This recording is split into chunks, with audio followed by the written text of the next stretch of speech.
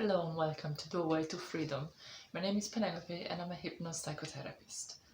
So in today's video I would like to share with you about what you can do to start looking after your mental health. And when I say your mental health, I mean your emotional health. They are the same thing, but I do prefer to call it emotional health. So there are a few simple activities that you can do to promote effective distressing. I want you to pay attention here because I'm talking about effective distressing. I'm not talking about managing stress. There's a big difference because managing stress is just about coping more or less well with stress that you are already experiencing. Whereas effective distressing means releasing stress from your nervous system. And when you release stress from your nervous system and you do it regularly, what happens is you automatically build on your emotional resiliency. When you are emotionally resilient, it means that stress that used to have an effect on you wouldn't have the same effect on you today. So the things that used to upset you maybe a few months ago would not upset you as much today. Maybe they won't upset you anymore at all. But it's more realistic to say won't affect you as much anymore. So before we start going into the list of activities, I want to show you I'm not going to go into the ins and outs of the brain functioning because I'm not a neurologist, I'm not medical staff, so I actually don't know much of that. But I do know something basic that is also useful for you to know, and why it makes sense that the list of activities that I'm going to share with you will actually help you to distress effectively and build on your natural resiliency.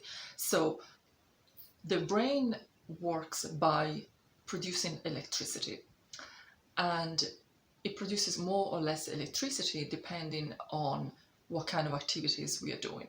So I have a nice chart here that we're not really concerned with this side. What I want you to have a look at is this chart. Basically, it represents the 4 brainwave bandwidths that have been recognized as the activity that the brain produces when in function.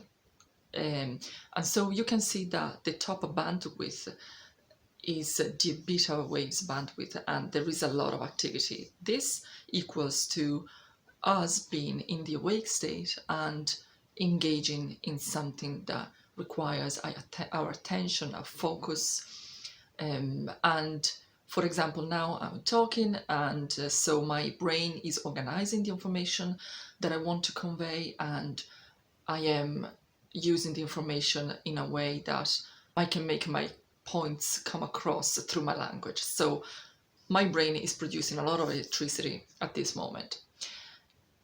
When I finish this video, I can go and relax a little bit, can make a cup of tea and take a few minutes off, half an hour off. What happens is, because I'm not engaging in something that I need to focus on, my brain activity will slow down. And so my brain enters this alpha waves bandwidth. As you can see, there's about probably half the activity as in the first bandwidth. And if I were to, after the tea, decide that I'm going to go for a nap, what happens is my brainwave activity slows down even more, and my brain will enter the theta waves, the bandwidth. Now, although this is a beneficial state to be in, this is where the magic happens. It is in this state that, because my brain is so relaxed, I'm able to release stress from the nervous system. So we want to aim at bringing our brain into the 2 states, basically. And if from a nap, excuse me, I decide I don't want to get up because I've fallen asleep and I forgot to put an alarm on. What happens is my brain relaxes even more, slows down even more the activity, and my brain ends up in the delta waves bandwidth, which is basically when we are sleeping. Not only when we are sleeping, but it only reaches this kind of state in very, very few occasions. So we're mainly concerned with these two middle ones. So let's have a look now at the activities to help our brain slow down and go into these two states. So the activities that will send our brain into the alpha state are very simple, and it's activities that you already do. You should just aim at doing them more often and possibly daily. So physical exercise will send you into that state. Now, when I say physical exercise, is leisurely physical exercise. It shouldn't be anything where you're trying to break your record or you're trying to build up on muscle and you have goals for yourself. It should be leisurely physical exercise. So even a brisk walk will do, and anything else that you do to distress, basically. As we know, doctors say that physical exercise is a very good outlet for stress. Another thing that you can do is grounding yourself. And the way I'm thinking of grounding is you can obviously do it with meditation, but you want to be already apt at meditation. You don't want to be at the very beginning, because when you're learning to meditate can be really frustrating because it's not actually that easy to do. So if you're already meditating and you're doing it even twice a week, that is great. That is a good way to reach that alpha state of relaxation. Otherwise, what I mean by grounding is simply going out and take your shoes off, your socks off, and walk on grass. Now, they say that if you walk on tarmac or cement, it does the same thing. The excessive energy that you have built up because of stress, it will just be discharged into the ground. But if you walk on actual soil, it's even more beneficial because you're actually in contact with the ground, and therefore it's even more grounding for you. And it's especially good if the grass is a little bit wet. Then the next thing that you can do is simply reading a book that is not challenging or is not particularly entertaining, is not sending a rush of adrenaline through your body. And the same goes for listening to relaxing music. It might not be your favorite type of music, but you listening to heavy metal or dance music is not going to help you discharge stress. You could also even watch a movie that is not particularly engaging, something easy peasy, the kind of movie that is even a little bit boring, and therefore you just let yourself go completely and relax and maybe even nod off or even fall asleep. That would be an excellent movie to watch.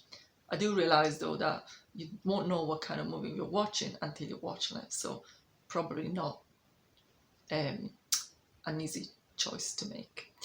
And what else do I have there? Yes, my last thing on the list to help you send your brain into the alpha state is visualizations.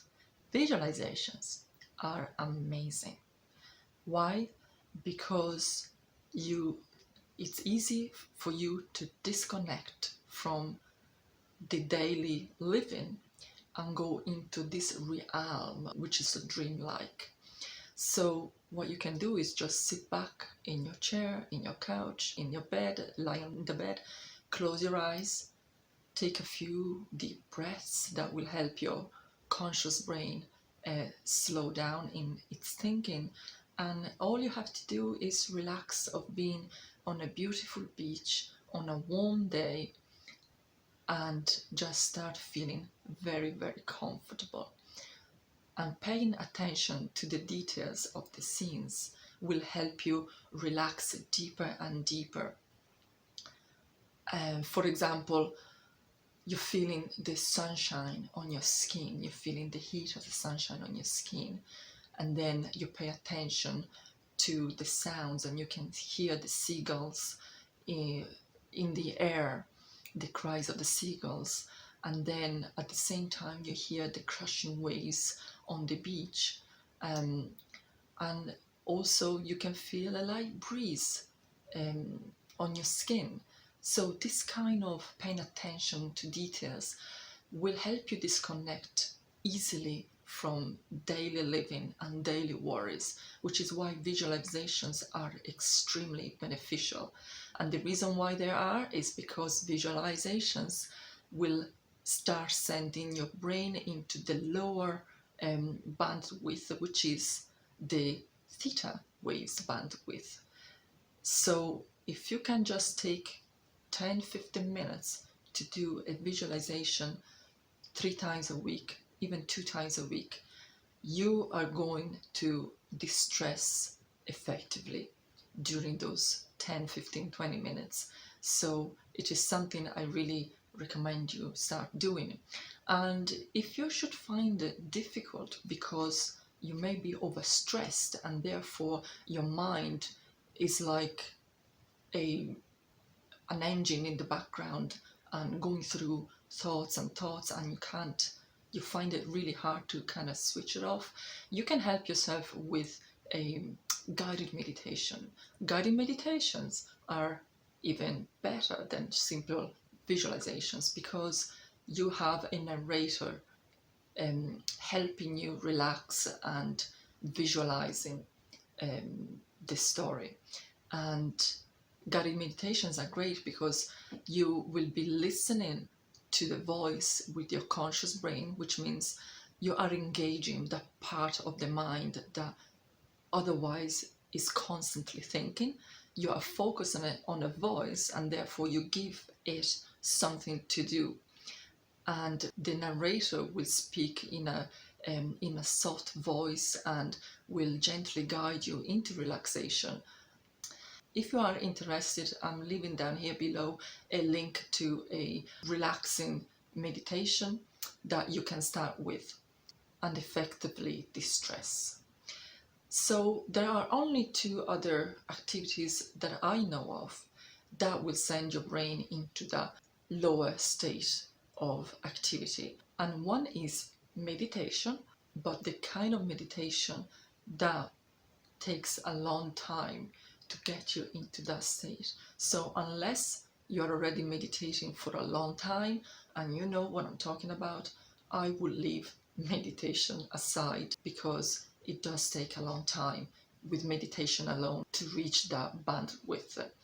And another thing that you can do, and this is my last thing on the list, is deep relaxation. What do I mean by deep relaxation? I mean the kind of relaxation that you get to with a guided meditation or when you have a nap. You know power naps? That's why they're called power naps, because 15-20 minutes is usually not enough for most of us to fall asleep unless we are extremely tired and overworked. But what happens is we do have the feeling of having slept an hour or even 2 hours, and because we're releasing stress from our nervous system, that's why when we wake up we feel totally refreshed. So I hope you have enjoyed this video, that you found out interesting information. That's the aim, and if so, please like it and share it, and don't forget to check out my guided meditation below, and I'd be happy for you to subscribe to see my future videos. Thank you for watching.